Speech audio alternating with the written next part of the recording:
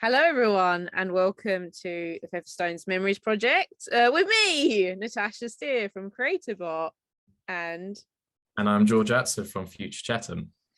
We're going to be talking today about the history of Featherstones a little bit, and we're going to then be mainly talking about 351 Rochester High Street, which is in the Intra area of Chatham and Rochester. It's called Intra because it's between Chatham and Rochester, and this is because we've been kindly funded by the High Street Heritage Action Zone, and Intra is a particular area that's being invested in. And as we're going to be talking about, there's been some of that money invested into 351, which is known generally as Chatham House along that stretch of road. So yeah, I mean, I'll bring a quick picture up of it, of what the building is that we're talking about for reference. There it is.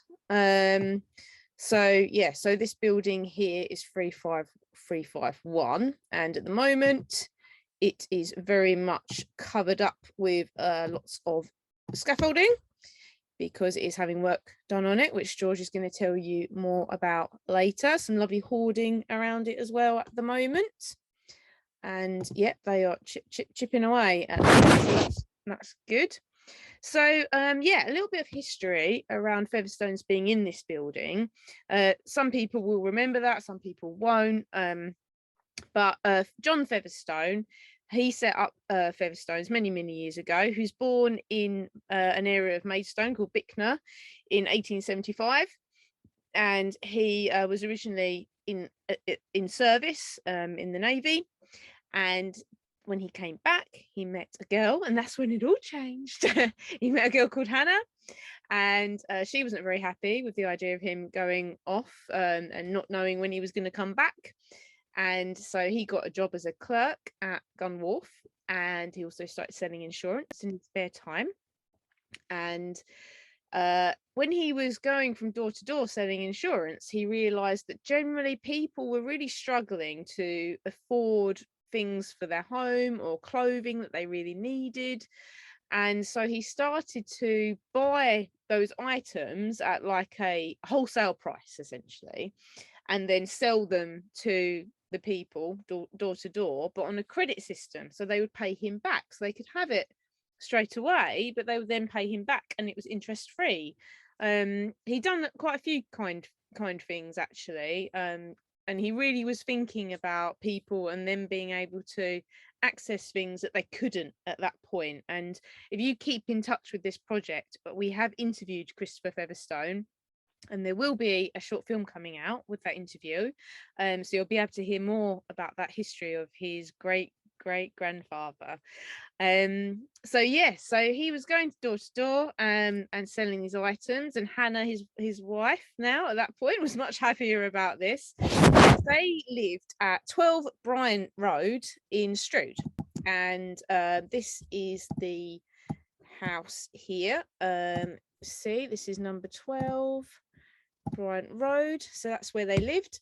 And he actually set up his first tailoring business in that house. Imagine that, in the front room. I live in a little terraced house. I don't know where else they were living, but there we go. As most people running their own business, it probably took over, and so he was running that from there as much as he could. And over time, he obviously built up an income that was more reliable. And the first building they moved into was in the Intra area when they expanded. I mean, they did have a building on Vicarage, I think it's Vicarage Lane for a little while as well, but it wasn't big enough. Like, they needed to be somewhere more substantial. So they moved into Intra because it was much more affordable to have a business there. And so the first building that they bought was 375. Which I'm just going to show you a modern day image of. So 375 is actually the central part of this building. So what we're looking at here, and this is also where the boardroom, so the office is above here, and then they started to expand, so they then bought the building either side of that. So the one where that blue at the time when they took this was an estate agents, and where it says React Recruitment. So they just started to expand over time, and initially that was where they were selling clothing, and then they also built the Spemco building, which is now where Intra Arts are, and that was where they had more tailoring. And then we come to 351, which is the building that we're talking about. So this building was everything for the home, and this building has such an incredible history within this area. And although this picture shows Featherstones being based here, which was in around, here we go, 1909, that shop front part there is obviously in addition, because as we've seen in the more recent photos, that's not there anymore. It was taken away and it had been added so that Featherstones could be in there. So we have very little, we don't have a lot of photos of Chatham House before Featherstones were in there, but we do have some indication of what it was like. That's been enough for them to do this restoration work in terms of what George will be talking about later. So this is an old photo of the Ship Inn, with, of course, the proprietors standing in the doorway there. And if you if I zoom in, is that working, George? Yeah. So if you look over here, this is Chatham House, and you can see in front here very, very fancy gate and fence around it. And so this shows you what a grand house this used to be. And this house actually used to belong to James Hulks, who was a brewer, and it would have been built in around the 1700s. And it was in the Hulks family for a very long time until another brewing company took it over, and it was where the Lion Brewery were based. Let me see if I've got any other, we're going to probably be showing you some more pictures of that later on. So the Hulk, it was the Hulks Brewery, and that's what was behind it. The brewery had the water coming over from the water tower opposite, which we've spoken about before in the St Bart's project, and that the water came from the spring underneath there, and then helped to supply the brewery. And that was running there for quite some time. I'm not sure what state it was in, obviously, when Featherstones took it over, but this shop front was then added. And so along this whole stretch of Intra were a lot of these Featherstone shops, including this shop front that we're talking about here for 351. So obviously retail changes over time. They were still very proud of their Featherstone system for many, many years. And we'd really love to hear your memories of shopping in Featherstones. Be really interesting to see if you do remember. We had one lady who said that she bought her wedding dress in there, but then it was an interesting story because it wasn't really the wedding dress she asked for. So that was a bit of a disappointment for her. But people would go in there and they would have like patterns that they would take in there, and those patterns would be cut and they'd get what they wanted made to fit. And obviously all this could be done on the Featherstone system. Chatham House also had a toy store in it, which was particularly popular at Christmas, and Chatham House did at points have the grotto in it, and the grotto did move around, and again there's more about that that will probably come out in the film that we'll be releasing. And if that isn't in it, we're gonna have, there's a whole archive of like an oral history piece with Christopher, that it will be available in Medway archives for you to be able to access as well, that will have even more history about it. So if you're watching this and you're a researcher, then you'll be able to go to Medway archives and find even more from what we've done.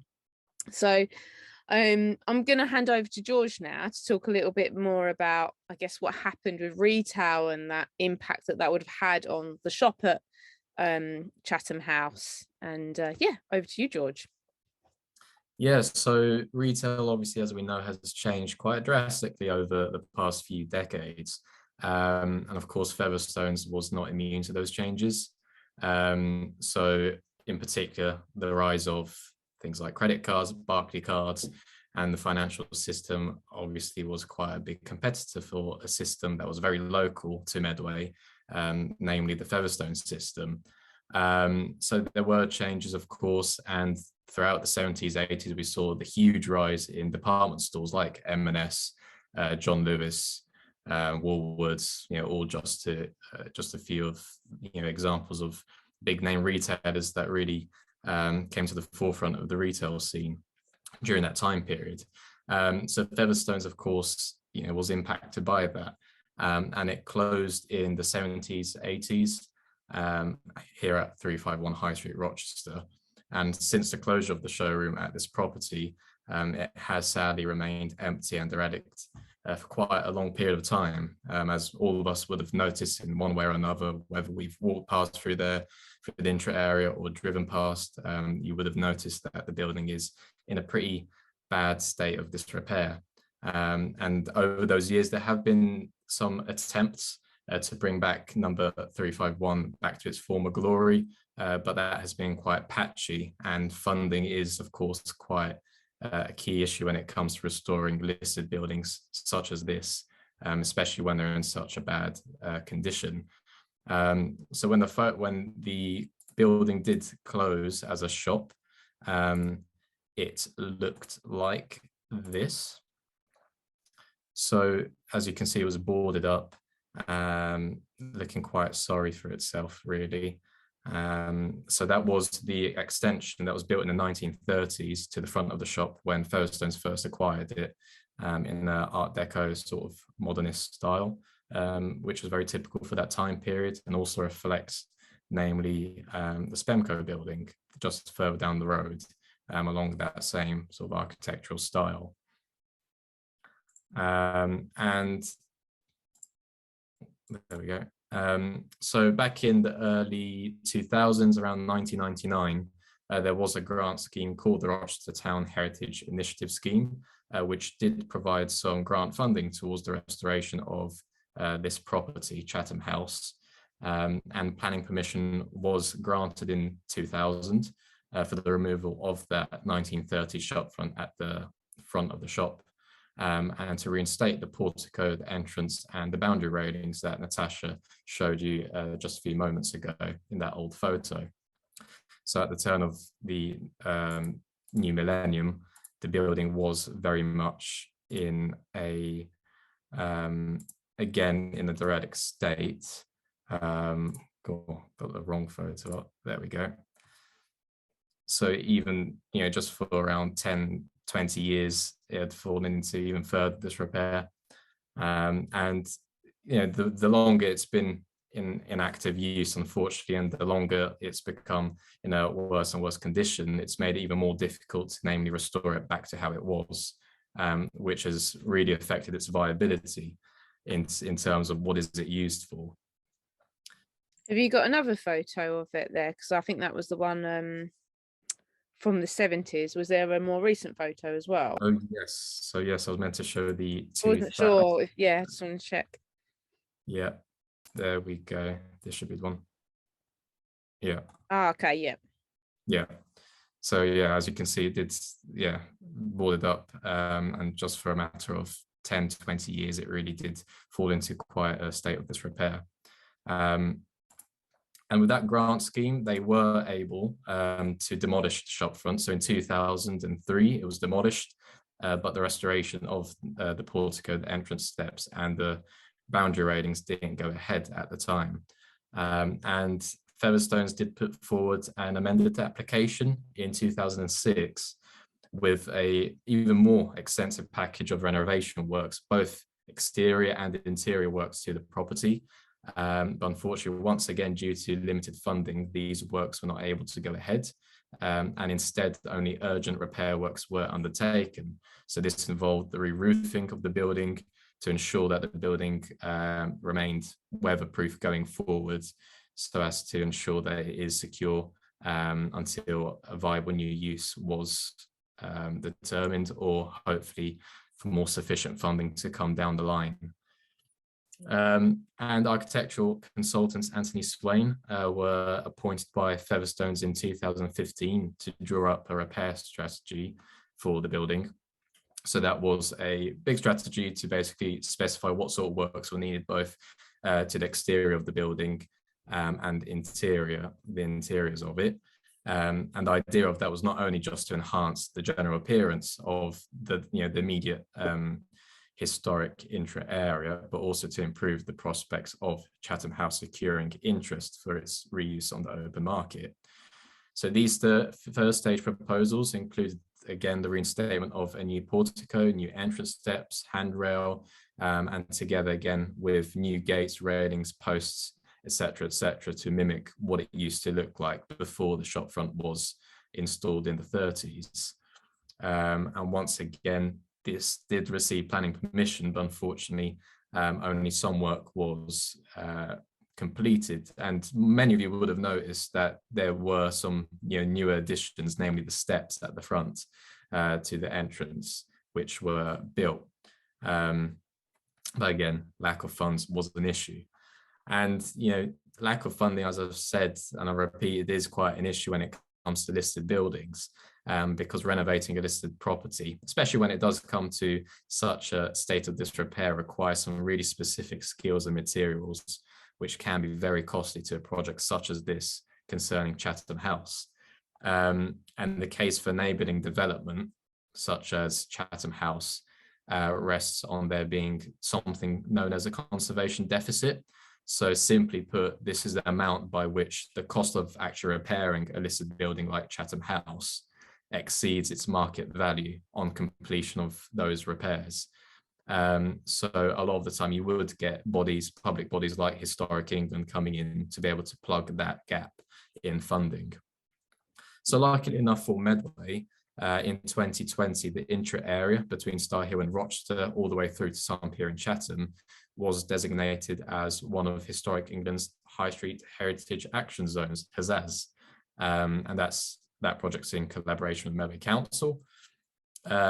So Chatham House, alongside the old Waterworks building, or later used as a mortuary to St. Bart's Hospital, those two buildings are at the focus of a reuse and revitalized buildings program.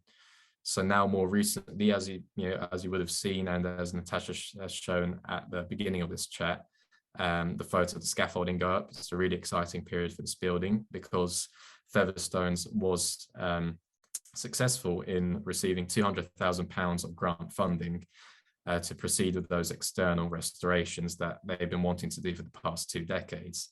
So that involves reinstating a copy of the original porch and railings, which were removed in 1936, as well as new entrance steps, drainage works, and external repairs to the facade of the building. So you would have seen the hoarding go up, which has got a really nice illustration of the building's history over the years. Yeah, that's the one. And yeah, it's really nice to just wander about there, have a little read of the history of the building, because as Natasha said, it stretches further back than just Featherstones in the 30s. It really has a rich history. So the restoration work is really promising. It's really encouraging to see it finally come forward. So as I say, we'll include new railings, new entrance steps, and quite a lot of external repairs to the facade. So, it really will be a case of bringing it back to its former glory, finally. So it really is exciting for so many people across Medway that have encountered this building. And more recently, recently in terms of even this month, February, a new planning application has gone through for further works to follow these most recent repairs, which will include repairing the large chimney stack at the top of the building and reinstating the chimney pots, which are no longer there. They've over the time of the years, they've become in such a state of disrepair that they're lost somewhere. Who knows where they are, those chimney pots, but the idea is that the plan is to get that chimney stack back into the condition it should be, because it's in a very poor condition with cracks, and it is quite literally leaning to one side. So those works are hopefully going to go ahead at some point soon. And I know quite a few people have been discussing what is going to happen with the building going forward. So right now as we speak, a commercial study is being prepared for Chatham House to explore those future uses for the building. So one of the things that has been spoken about, particularly in terms of linking it in with the old waterworks building or the mortuary building behind St. Bart's Hospital, is the concept of creating a creative community hub. So really bringing those two buildings at the heart of the Intra area, creating those opportunities for people to come together and generating value, employment opportunities, and so on. So it's hoped that by bringing the building back to its former glory through this really ambitious restoration to a usable condition once again, will hopefully secure its viable long-term use and most of all, get someone to occupy it. So we are aware that some existing Medway-based organisations have already shown an interest in occupying Chatham House, which is really positive as part of their strategies to further expand into the Intra area. So I think it really is fair to say it's an exciting time for Intra, seeing those buildings such as Chatham House, namely brought back to life after so many years, decades and decades of just sitting derelict. And you would have seen on social media as well, we've recently posted our photos from the inside of the building. And I know quite a few, that's generated quite a lot of interest because many people wouldn't have known what it looks like. They would have just passed by it. And they would be pleased to hear that it is very much intact inside. It's in a really, it does need some TLC, but there are many original features still in place, such as Shall I share those photos? Of course, yeah. I've got your that drive open. There we go. So here we go, sneaky looking. So this is what you see when you first walk in. The grand staircase. Yeah, it's really beautiful, really beautiful. And then, oh yeah, there we go. Nice photos. And there's a oh no, wait, this is the room at the top of the stairs, right? Yeah, that's the one. So and yeah, through the door there you can see the chapel. Yeah, and this is the little chapel with a beautiful stained glass window, really stunning. So yeah, we were really lucky to get a view in there as part of Heritage Open Days last year, which again was a really fantastic opportunity, a really fantastic initiative within that area. Yep, there we go. So many. What was that? That was, I'm guessing that goes out to the back of the building, does it? I believe so, yes. There's a really old toilet in the building, which I believe is supposed to be quite unique in its design for the time. And then we've got, this is the two front windows and the sinks. Oh, yeah. And then I think this is more of the basement, isn't it? Yeah, that's the basement, and those two things that you see by the window are wash basins. So I'm assuming there must have been a kitchen somewhere. Yes, Bob did say to me that the kitchen was down there, and I believe that was a wine cellar, if I'm not wrong. That would make sense if you lived in a mansion. There's also like I think you definitely want we could got somewhere to store your beer, right? Yeah, absolutely. I've also got the photo, if we want to kind of try and get some people's memories come to life. There's a photo from 1991 of the store there in color. There's not many of these around. This is the only one that we've seen. So if anybody has got more memorabilia to do with Featherstones or photos that they've come by, we'd really love to see it. Really interested in those stories of people shopping there. I'm trying to see what other photos I've got. Those are really the main ones, aren't they? The others are like drawings of it. But yeah, you kind of get the idea, and obviously George has shown what the front started to look like as time went on. But yeah, we're now mainly trying to concentrate on bringing those railings back at this point. It's really interesting, like you said, about how essentially you do get to a point where it's like a car having been written off, isn't it? It's like a Yeah, car being written off, and if it outweighs the cost of the car, you've really got to think, well, how much do I love the car? But this is yeah, a historic building, and it's been on the at-risk list for so long, and it's very rare for that to be that investment. So we're kind of really lucky. And a lot of people have been saying, why don't Featherstones pay for it themselves? And at the end of the day, a lot of landlords still have a lot of money that they have to pay out for bills and, you know, insurance and things like that. If you imagine having is it grade 2 listed, grade 2 star listed. star listed building, and all the complications that brings with it, of then not only you can't just go and get a plasterer to go and patch up a wall, like you have to then get a plasterer that can do it exactly how it's meant to be. And with windows, I have to be, as you know, within a desert, it just gets very, very expensive. That's the thing. The process is very long-winded, and as I say, you know, the skills, the materials are very specific to on a building by building case. So I know with the chimney stack, for example, that they are looking to reinstate after these works. I know that Featherstones have been able to salvage some chimney pots to try and replicate the original ones as, you know, as closely as possible. So it really takes that skill and time to try and get it to the condition it needs to be in, really. Yeah, and you know, generally the people that we're talking to that are kind of representing Featherstones now are, you know, a lot older, and and trying to like find your way around systems like this is really complicated, which is why it takes so long. But it's just really lovely to see the whole of the Intra area getting some love basically at the moment, and bring it back into community use. Some other people have also been asking about the garden that's opposite, the Memories garden, because that's been boarded up. That is part of the mansion, essentially the brewery mansion, as is the mortuary building, because originally it was part of that brewer's mansion, it wasn't part of the hospital.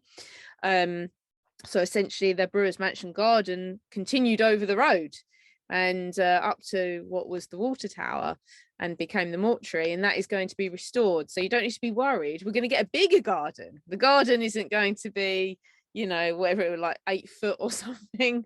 It was a lovely garden, but we're going to get something even better, and even more accessible for the community. Literally, it'll be accessible for people like in wheelchairs. So and it'll be the mortuary building, which we've spoken about before, will be brought back into community use as well. So it's really lovely, and I've seen other buildings that are starting to have work done down there, and just making it an area that feels like it's looked after and cared about, which is really lovely. And we've got this lovely mansion in the middle of it, so it'd be really, really good. Yeah, absolutely. So with these restoration works that are currently underway as we speak, they are set to be complete in around March time. So it's coming up quite soon. So we really are looking forward to seeing scaffolding come down and seeing how it all, you know, how it's all come together. But it's definitely, you know, just one step towards getting it back to a long-term, you know, viable, secure use. But I'm sure, as I've said, you know, there is already some widespread interest within Medway in terms of organizations to potentially occupy it. So that's really encouraging. And I think, you know, just generally as part of the wider program in the High Street area of Intra, you know, it's just one of many projects that, as Natasha said, are underway, and really breathing new life and transforming the feel, you know, the look and feel of the space, and most of all celebrating, namely, what makes that area so unique and special to Medway. So it really is a, you know, a hidden gem right at the heart of the two towns. So it's fantastic. Yeah, no, it's really good. So yeah, so we'd really love to hear if you've got any memories of the building, and of shopping at Featherstones as well. We're open, obviously, just generally for stories around Featherstones. No doubt there'll be projects in the future that we'll be involved in as well around Featherstones. So we would love to really hear that. But yeah, we're just really glad to obviously bring that information that we've gathered so far to you, because even what we're presenting today is with research and digging around and finding old pictures that have been long lost. So yeah, so we're really thankful for you tuning in, and we'll be on the comments after this, and we'll answer as many questions as we can. If we don't know the answer, we'll try and go and find out. It'd be really good. But yeah. So please do keep an eye out for the interview with Christopher Featherstone, which will be coming out as soon as it's ready. So that'll be really exciting to gain his insight into the retail industry of the time, some of his opinions, and yeah, just to learn more about the history of how it all happened, really. So that will be really exciting. I'm looking forward to seeing it. So it really will be something fantastic to also contribute to the archive centre as well, to add to their offering. So that'll be really good. But as Natasha said, please do get in touch with us. You can find us on social media, both whether it's Future Chatham or Creatabot, across Facebook, Twitter, and Instagram. So do get in touch, share your photos. We particularly love photos, but anything will do, even personal memories, accounts, experiences of working or shopping there. Do get in touch. I know we've had some really interesting stories come forward so far, where it's about the dramatic money machine, the tube. Oh yes, yeah, that's it. Yeah, moving it From around the shops. Yeah. So that was definitely that's come up quite a few times actually. So people really were buzzed about that, because, and rightly so, because that was very innovative for the time, especially in Medway. So Featherstones really was one step ahead in the retail scene at the time. So yeah, do get in touch with us. We are really looking forward to hearing from you. Cool. Thank you very much, everyone.